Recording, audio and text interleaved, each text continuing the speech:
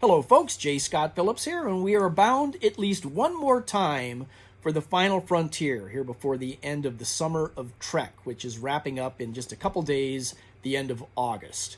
And that's the 2023 edition of Book Trek, a booktube event that was created a couple of years ago by Vin It Revenant Reads to get us all to be reading Star Trek fiction throughout the summer. Any kind of Star Trek you like, just read a Star Trek book or short story or anything at all Star Trek related sometime during the summer, as much as you want, as little as you want, and you're considered having participated in Book Trek, the summer of Trek.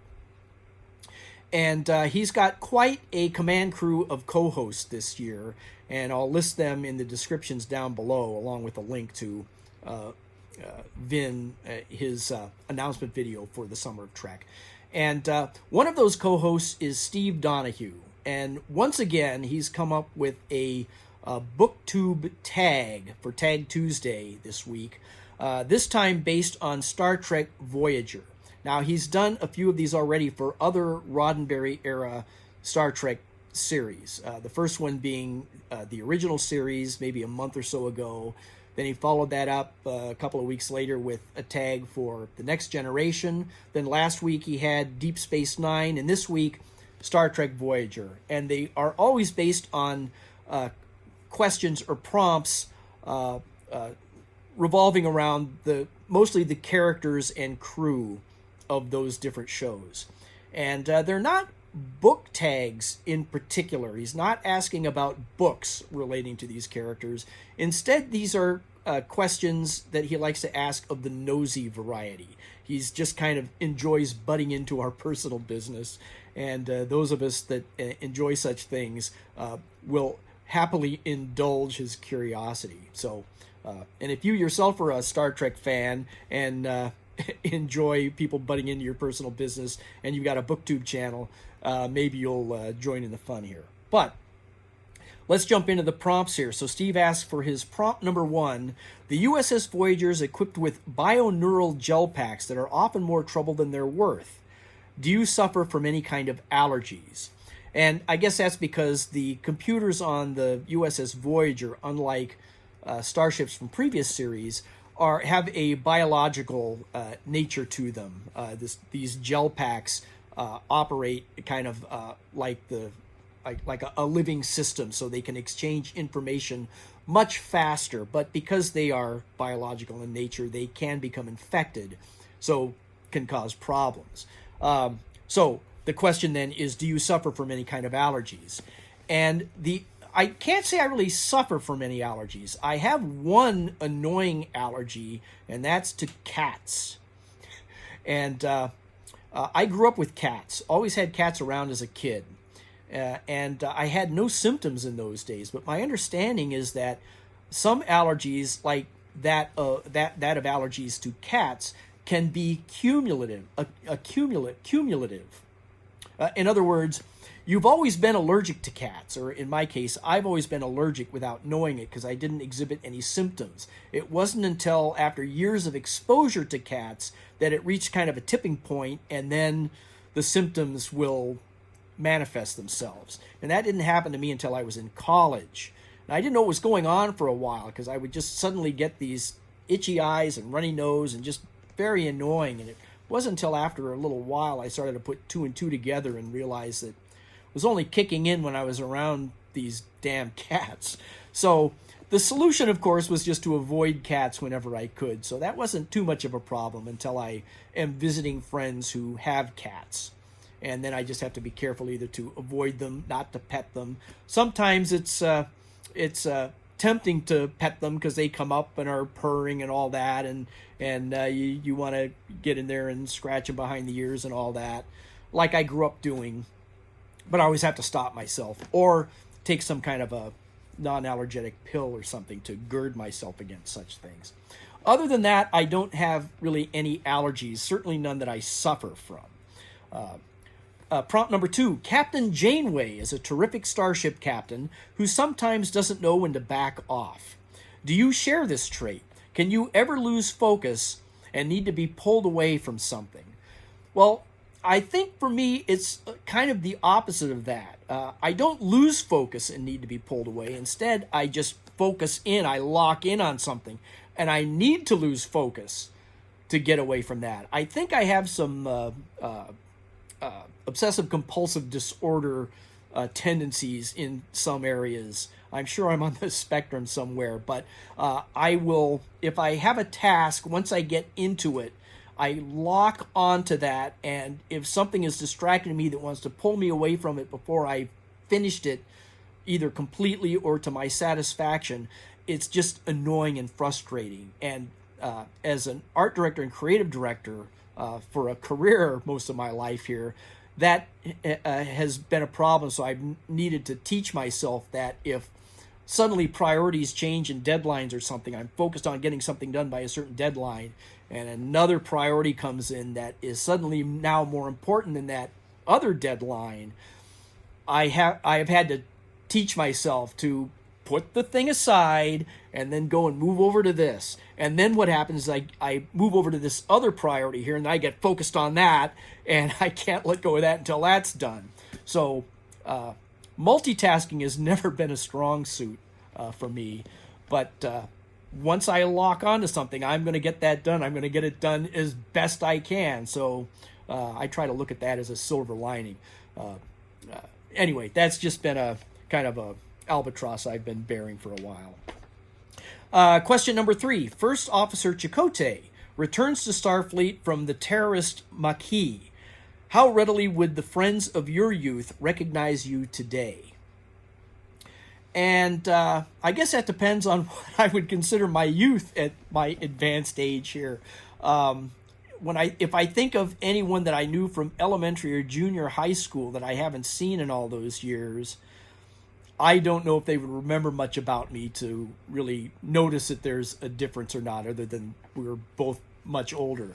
But those that knew me well back in high school and college, a lot of my friends I have still since those days. So they're not surprised at all. We've known each other over the decades here and have remained close. So I don't think there's any surprises there. But if I were to run into people that I maybe worked with back in college for years and knew them well back then, and 20 or 30 years now have gone by, I don't think, what's the question here? How readily would the friends of your youth recognize you today? Well, I think they would recognize me definitely by my own personality and my mannerisms, I think. I've been told that people haven't seen me for years, and they thought they kind of recognized me, weren't sure, until they saw some of my body language and things. Like, okay, that's Scotty for sure. So then they'll come up and say, hey, remember me? And I go, oh, yeah. That's happened a few times. And but for the most part, the people that I knew back then that I would have contact with, I still know and see them and all the time. So we have all aged very gracefully together. Prompt number 4. Lieutenant Tuvok's precise age is a source of speculation on Voyager. Do you feel like your chronological age, younger or older? And that's an interesting question, because I have always heard people saying, that they're feeling older, or they feel younger, whatever. I've never really known what it means to feel old. I had one particular very good friend. He just passed away last year, but he, for the last 20 years or so, was always saying how he feels old. He feels old, and I just thought that it meant that he just had aches and pains and things, and that's what I typically think of it. But it usually has something to do with the fact that when he would talk to younger people, they had no idea who he's talking about. That happens to me a lot, but it doesn't make me feel old. It just makes me feel like I've seen more things than maybe these younger people have. Although they talk about things that I don't know what they're talking about quite often, doesn't make me feel old. To me, feeling old is aches and pains and just getting tired out and all that kind of thing. And I do have my aches and pains at this age. I'm 67 now. I'm going to be 68 here in just a matter of weeks. I don't feel old. And I used to think that it was because my parents, when I was growing up, they were older than most of my friends' parents were, by maybe 8 to 10 or 12 years older than the parents of friends I was growing up with. And so I think, it's just a theory of mine, that you base your concept of old age on your parents because they are older than you are. And I think when you start to hit the age that you remember your parents as when you were a kid, that's when you start to think that you're getting old. And my parents were much older than my friends, as I say, so it took me a lot longer to get to be that age myself. So other friends of mine were saying that, oh, they're old, they're getting old, we're getting old, whatever it is. And I'm thinking, what, you're 35? That's not old. You know, my parents were 45 when I was a kid and thought of that as old. But so I'm not really sure what it means if there's a definition of feeling old. I don't feel it, I guess. I don't know what that is. I've got my aches and pains, but I still feel like the same guy as ever. So a little bit of philosophy there, maybe. Now, question number 5. Chief Engineer B'ELANNA Torres is half Klingon and half wimp. Does your own nature contain any radically different elements that you somehow keep aligned? And I'm not sure about that. None that I'm conscious of. So I don't have any wisdom on that score. I feel like I'm not split between a Vulcan half and a human half, or a Klingon half and a human half, or a whatever half and a whatever half, like so many Star Trek characters are. I don't have that particular conflict yet. Question number 6. Tom Paris is Voyager's dauntless pilot. What's the largest mechanical object you've ever piloted? Well, my first thought is the largest land vehicle. And I've never really driven anything very large, anything larger than an old Dodge van. I used to be in a band many years ago, and we had a van that we would cart everything around when we went to gigs or on the road or something. And just a big old Dodge van that was usually weighed down by all kinds of equipment, monitors, speakers, guitars, pianos, other guys in the band, all that sort of thing. And that's probably the largest land vehicle that I've ever piloted. My father used to be a controller for a company called Erickson Yachts, and they built and sold sailboats, really nice sailboats. And so, pardon me, he would get to go out quite often on sailboats as they were coming off the line. And so I would get to go out with him and the people he worked with on these yachts. And every once in a while, and I was in junior high and high school in those days, and so every once in a while they would let me take my hand at the helm. And mostly it was just keep things aligned. The compass is pointing this direction. Just make sure it's here. And I would just do that. I wasn't working the ship or anything, but I was at the helm many times. And then when I was in college, my brother-in-law, he was a fisherman, liked to go out to sea, and he had a really nice cabin cruiser, the Glory B. My sister's name was Gloria, and their last name initial was B, so he named the boat the Glory B. And we would go out off the shore here. He was out of the marina in Long Beach by the Queen Mary, and so we would go out to Horseshoe Kelp. That's where you like to go out fishing. And so I would often get to pilot that boat sometimes. But the largest vehicle, what is it? The largest mechanical object you've ever piloted is the Mark Twain at Disneyland, the Mississippi riverboat that runs around the rivers of America around Tom Sawyer Island. And when I was working in Disneyland Creative Services as a salaried employee, we were recruited every year to go in at Christmas time for 2 nights every holiday season and work the park so that the regular hourly employees that work the park as their regular job could come in with their family and friends and go shopping and enjoy the shows and the rides and all that. They didn't have to operate the park themselves. We did. So every year we were trained on something else, and every year we would go and take that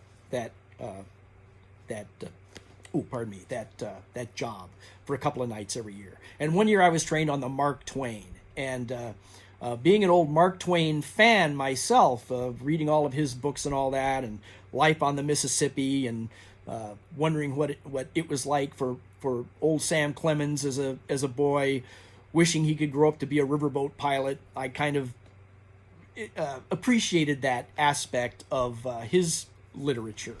And so when I got a chance to pilot the Mark Twain myself, I thought, oh boy, I get to be Mark Twain himself, and I'm going to get to ring that bell and blow that whistle, and just like I've always wanted to do growing up.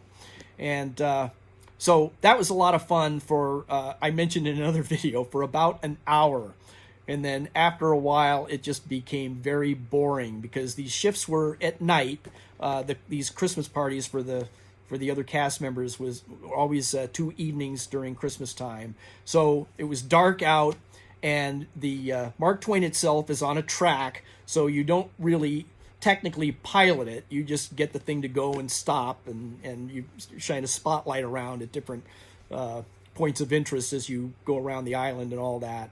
And actually pretty boring, and I couldn't wait for that shift to end when I was on it. And I've heard since then that the employees that work the Mark Twain just as a regular job call it the floating break room because there's just nothing to do.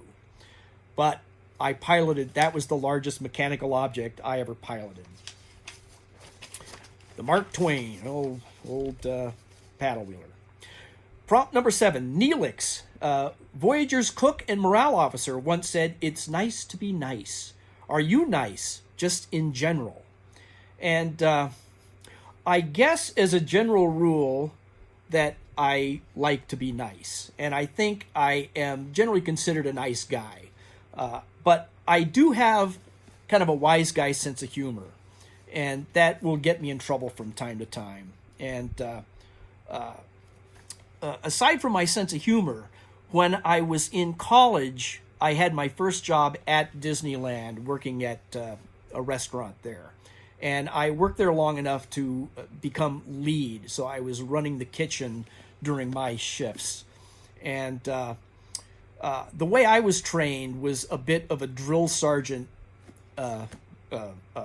standard. And so when I was a lead, I would often have to fall into a drill sergeant demeanor in order to get people to get their job done on time and make sure they're coming back on time, or getting their whatever it is they're working on, just to make them get things done. Because we were mostly all of us college kids, and so there was a lot of just kind of fraternizing and goofing around. And I was trying to keep my crew in line. So I would sometimes slip into that drill sergeant demeanor, which was not necessarily a nice guy. I always felt bad about that, but damn it, I was responsible for the crew and getting things done. So, and that's how I had been trained. All of the people that trained me had that drill sergeant attitude. So I fell into that as well.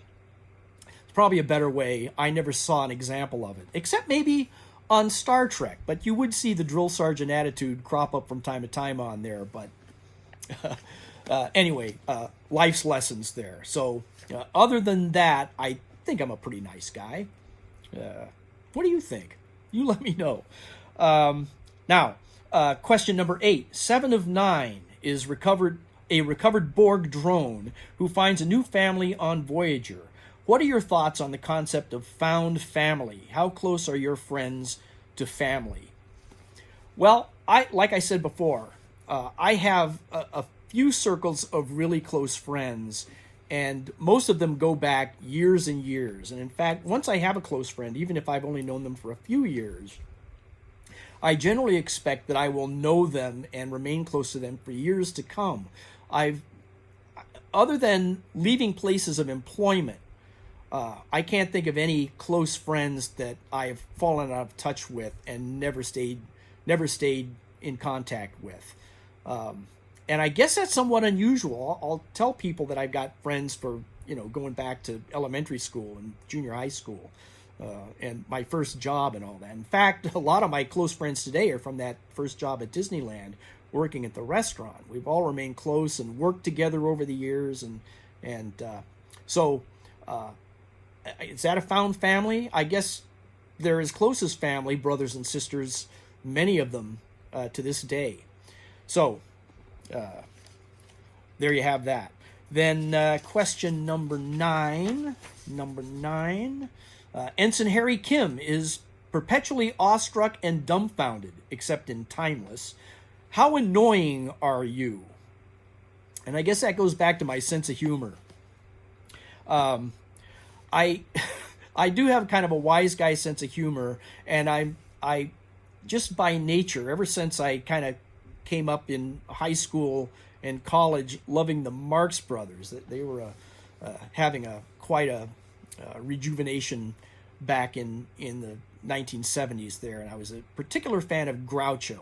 So his style of humor was completely unique to me, and I found it hilarious. So I think I grew to mimic that quite a bit. Lots of plays on words, puns and things, twisting the language around, and then just barbed insults that would often have a twist on the language too somehow. And I guess I trained myself somehow that I just, my antenna were always up for a straight line. And one of my problems has been that if a joke or a remark occurs to me, that I don't want to miss the chance to use it, so I will just decide to go for it. And that will almost or will often get me in trouble. I would say 70% of the time it works out fine, and we all have a good laugh. 10 to 15% of the time it just falls flat, because I'm not having time to work out the nuances of the joke. I just blurt it out. Sometimes just doesn't work. The rest of the time gets me in trouble. So I think that can probably be annoying. And another annoying thing as far as my sense of humor goes is that I will often tend to tell the same joke over and over again over the course of decades. Just some favorite lines and jokes and things. And a lot of my friends are careful to bring up certain things because they see it coming. They know if they say something, it's gonna trigger a particular joke that I can't help myself from telling. So be careful. Then finally, question number 10. Amelia Earhart was the first woman to fly solo across the Atlantic Ocean. Have you ever met a famous person? If not, have you ever come close? Well, yeah, working at Disneyland in the park when I was in college, celebrities were coming and going all the time. Now, I can't say that I really ever met any of them, was introduced to them or met them, but I did interact with them often and would take orders. I was an order cook and often was working the line during summers and peak periods and private parties and things like that. So many celebrities over those years would come in and I would take their orders and serve them. And I remember one time in particular, one afternoon, one summer in the mid-70s sometime, this guy and girl came in with a little kid, and they looked really familiar. I'm going, I know these people from somewhere. Did I go to high school with them or something? I know them from somewhere. And then once they got past my station where I was taking their order, and they moved down to the fountain area where they're being served the drinks and finally their food, the girl smiled, and instantly I recognized her as Marie Osmond. So I had taken the order and served pancakes to Donnie Marie and little Jimmy Osmond. They came through there at one point. We saw a lot of other celebrities there. Didn't have interactions with all of them, but did come in contact or come close to them. Then once I got into art directing and creative directing in advertising and marketing, worked with a number of celebrities or for them. And in particular, Leslie Nielsen, we did a series of commercials for 2 or 3 years for a credit union in Arizona, starring Leslie Nielsen. And we wrote all of those TV spots based on his character that he played in Airplane and Spy Hard and those kinds of shows. So that was a lot of fun. But I think my favorite celebrity run-in story, although I never met him in person, it was a telephone exchange, was with Colonel Buzz Aldrin, the second man ever to walk on the moon. And a personal hero of mine ever since I was a kid and watched him walking on the moon live. It was a thrill. And he was the second man, as I say, on the moon, and so did not get the limelight as Neil Armstrong, as the first man on the moon, got. And so I had an empathy for that. I always felt like Buzz Aldrin deserved as much accolade as Neil Armstrong. And so he was my guy. And so going back to a time in the mid-2000s, I want to say 2004 or 5, in there somewhere, I was assigned as an art director and designer for our ad agency at the time to design his and his wife's Christmas card that year. And his wife was really handling everything, and she was sending us photos and things that could then be used in designing this card. And it was coming up due. We needed to get this thing printed in order to deliver it to them in time for the holidays, for them to sending out. And so one day our chief came in and asked me, told me, you've got to call Lois Aldrin and talk to her because she needs to approve this thing. You've got to tell her. We need to get this done. We got to get this on press. And so, okay, so I'm gonna call Lois Aldrin and kind of be insistent that we get this thing done, because we had a hard deadline to get this thing done. So he gave me her phone number, and I called the number at their home somewhere in LA, and a housekeeper, somebody answered, and I asked if Lois was available. And no, she's out right now. I can give you Colonel Aldrin's cell number. So, well, maybe if this isn't a good time. No, she needs to talk to you. She knows that. So just call. This is Colonel Aldrin's number. He'll answer, but then he'll hand you over to her. Whoa. So I'm going to be calling Buzz Aldrin. Okay, so I got the number and called it. And sure enough, Buzz Aldrin answers, and I asked if I could speak with Lois. Is she there? And he goes, this isn't a good time. Oh, well, I can call back. When would be a better time? And then I hear Lois in the background saying, is that about the Christmas card? I don't know. Is this about a Christmas card? He apparently wasn't aware of this thing. And yeah, it's about the Christmas card. And so I need to talk to them about the card that's coming due. All right. So he hands the phone over to her, and she says, oh, I'm so sorry. We're on our way to a funeral right now. And again, I'm trying to back out of it, give them some space if they're driving. This was way before it was illegal to drive talking on a cell phone. But anyway, as I'm talking to Lois, and I can hear Buzz Aldrin in the background cursing out all the other drivers on the road, because he's trying to park to wherever they're going, wherever they are in LA, and he's cursing out cars that are cutting him off, and I can hear him yelling out the window, and F-bombs are flying, and his wife is just apologizing profusely. I'm so sorry. He's a little agitated right now. We're running late. We've got to get to this funeral. And then he starts to pull over, I guess, and Lois is saying, where are you going? What are you doing? I'm just going to park here. I'm going to park right here. And Lois says, Buzz, I don't want to walk down all those stairs. And he just F-bomb. Then we're just going to turn around. We're just going to go home. F it. And she says, Buzz, we can't not go to the funeral. You're delivering the eulogy. And so she wraps the call up. And I really remember more about hearing Buzz in the background. The man could pilot and land the LEM, the lunar module, on the moon, but he could not find a parking spot in Los Angeles. And by the time the phone call was over, the Eagle had never landed. So that's my brush with fame, and I'll never forget that. Buzz Aldrin's still a huge hero of mine, though, and I cherished that 5 minutes that I got to listen to him on the phone.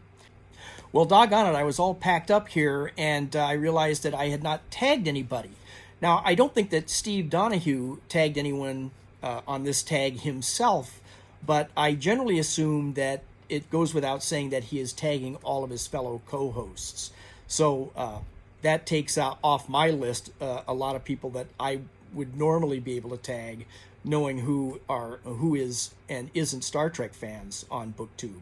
But I am going to tag Brandy at the Booklectic because she is a co-host for Star Trek, or for Book Trek this year. But I have not seen her tagging recently, and hoping everything's okay. But I thought maybe I would just rattle her cage a little bit here and see if maybe we can get her to chime in on this particular tag here of Steve Donahue's. And then I'm also going to tag Art at Bookshelf Odyssey. And he is a new subscriber of mine, or at least a new viewer. And he was commenting a little bit on my last tag for Deep Space Nine last week and calling me out a little bit because I am a dyed-in-the-wool original series Star Trek fan and not so much of a fan of Deep Space Nine. And he's the total opposite. He's a big DS9 fan, doesn't particularly care for the original series. So I'm going to call him out as a tag on this one and see if we can get a little, maybe a sparring match going here perhaps. So Art, consider yourself tagged and have some fun with it. And there you have it, folks. So until we chat again, we'll be looking forward to next time, and thanks a lot.